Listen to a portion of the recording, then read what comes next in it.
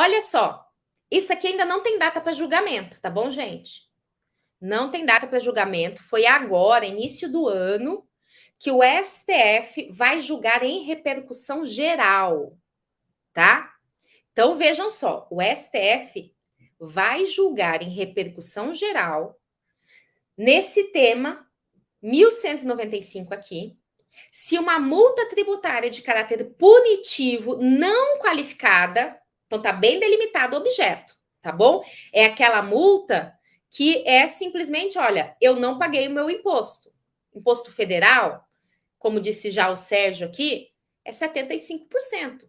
Então, tá tranquilo, né? É grande, é alto o valor? É alto o valor, mas é um valor que não é considerado confiscatório. Agora, muitos estados, e aí vem principalmente os estados, mesmo sem ser o caso de dolo, fraude ou simulação, cobram multas superiores a 100%. E eu tenho, até por isso que eu falei aqui para a Ingrid, né? Que é para vocês questionarem isso. Porque apesar disso aqui ainda não ter sido julgado, esse tema ainda está aqui pendente de julgamento pelo STF em repercussão geral, o STF, em situações anteriores, tá?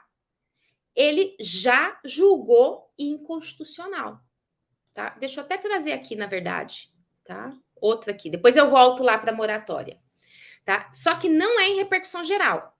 Esse que é o X da questão. São vários e vários e vários os julgados do STF em que ele deu como limite, apesar de ser um limite elevado, o valor de 100%.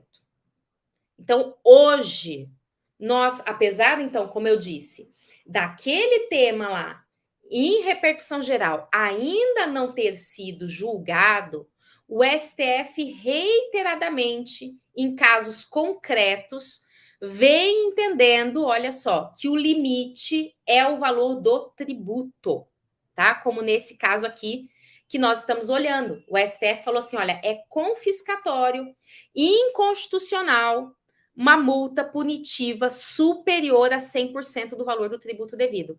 E aí ele traz aqui, inclusive, vários outros precedentes em que o STF chegou a essa mesma conclusão, tá? Então, só para dar aqui um esclarecimento, até mesmo para vocês entenderem, não, mas se o STF já julgou isso em casos anteriores, por que, que agora ele vai julgar de novo? Por que, que a gente está aqui aguardando esse novo julgamento, dizendo que ele vai ser importante, etc? Porque os controles de constitucionalidade, eles têm várias formas, tá? Uma delas é a seguinte: a Rebeca recebeu um auto de infração, tá lá, aí ela entra com uma ação judicial para discutir esse auto de infração, tá? E aí ela vai discutindo, vai discutindo, vai discutindo o auto de infração dela, Rebeca, e leva isso até o STF. O STF, nesse caso, vai dar uma decisão que vale só para a Rebeca, não vale para os outros.